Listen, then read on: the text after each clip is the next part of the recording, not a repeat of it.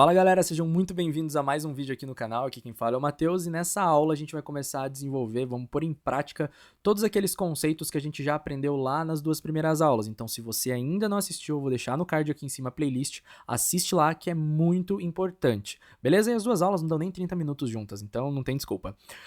Bom, então nessa aula aqui a gente vai começar a desenvolver a nossa API, então ela vai se dividir em 3 partes, essa daqui, a próxima e uma terceira que vai ser bônus, que a gente vai ver um negócio bem legal de trabalhar, que é o Real Time com GraphQL. Mas enfim, então vamos focar aqui. Bom, primeiramente vou inicializar aqui o meu package.json com o yarn init-y, e para desenvolver essa API a gente vai estar usando o ES6. Para isso a gente precisa instalar aqui o @babel core CLI preset env e o babel @node, aliás, @babel /node como dependência de desenvolvimento. Então, enquanto ele vai instalando aqui, eu vou abrir aqui vou criar, aliás, um arquivo na raiz do meu projeto, que eu vou chamar de .babel.rc, e aqui dentro é muito simples, a gente só precisa passar presets e @babel /preset-env, beleza? Salvo isso aqui e é só isso que a gente precisa. Posso fechar aqui. Vamos instalar aqui também o Nodemon como dependência de desenvolvimento. Então, deixa eu abrir aqui o meu package.json, vamos esperar ele carregar. Beleza, vou criar aqui um scripts, e aqui eu vou chamar de dev npx nodemon, aí eu vou passar a flag --exec para eu controlar qual comando que o nodemon ele tem que executar toda vez que um arquivo JavaScript for atualizado, né, que for salvo aqui dentro da minha aplicação, que por padrão ele vai executar node e o nome do arquivo, só que se ele fizer isso, o node ele não vai reconhecer o import ou export que a gente tem lá do ES6. A gente quer executar o babel node no src/index.js, que é o arquivinho que a gente vai criar agora. Então venho aqui e crio esse meu src/index.js. Agora a gente precisa instalar aqui também o Apollo Server e o GraphQL. Bom, enquanto ele vai instalando aqui, a gente não vai colocar a regra de negócio, né, de inicialização do servidor dentro do index. A gente vai criar um novo arquivo chamado startserver.js. Vou importar agora aqui de dentro do meu Apollo Server o meu Apollo Server. Vou criar aqui uma function start server que vai receber aqui um objeto com typedefs e resolvers. E aqui dentro vou criar um const server igual a new Apollo server. E aqui eu passo, né, o typedefs e os resolvers para dentro dele. E aí aqui embaixo server.listen.then. E aí eu pego a URL de onde ele está rodando e o IntelliSense não está funcionando, né, mas ok. Eu vou dar um console log e deixa eu pôr aqui um emojizinho. Server started at e a URL de onde ele está rodando. Beleza, export default, esse meu start server. Então até aqui nada de novo, né? Isso aqui a gente já viu lá na primeira aula. E eu vou dar um corte no vídeo rapidinho só para eu fechar e abrir o meu VS Code de novo, porque me dá agonia esse IntelliSense travado. Beleza, já voltou a funcionar aqui. Agora a gente vai fazer o seguinte, aqui dentro do index eu vou importar, então import start server from .start server, e aqui embaixo eu só vou executar ele passando aqui para dentro typedefs e resolvers. E de onde vão vir essas duas variáveis aqui? Vamos criar aqui dentro de src uma pasta GraphQL, dentro dela um arquivo typedefs.js.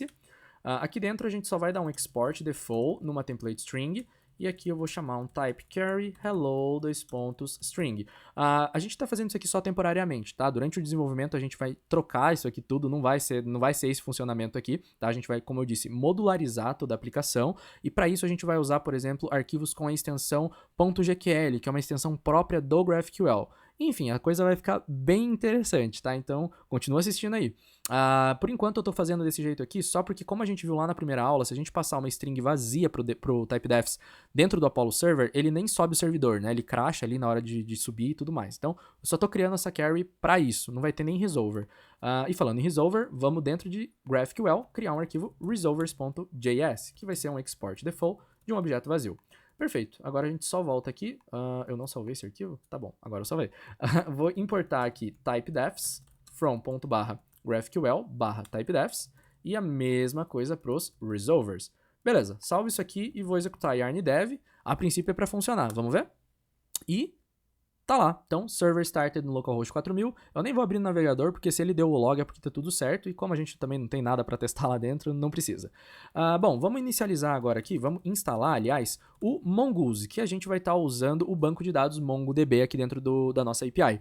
Por quê? Basicamente porque eu não quero ter que ficar configurando ORM, montando migration e tudo mais, a gente vai perder um tempo que eu não acho interessante, eu quero realmente focar no desenvolvimento da API GraphQL, mas ele não tem nenhuma restrição, tá? Você pode usar ele com banco NoSQL ou com banco SQL, que dá na mesma, você que escolhe aí.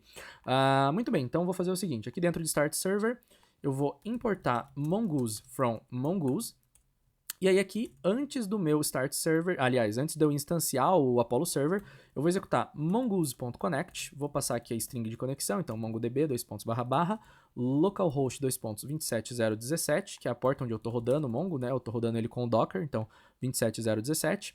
E aí eu vou dar o nome do meu banco de dados como GraphQL.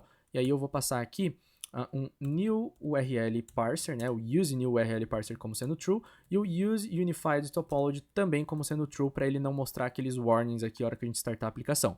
Vou salvar isso aqui, e teoricamente, se a gente der aqui um yarn dev e ele não der nenhum erro no console, quer dizer que ele conseguiu estabelecer a conexão com o Mongo.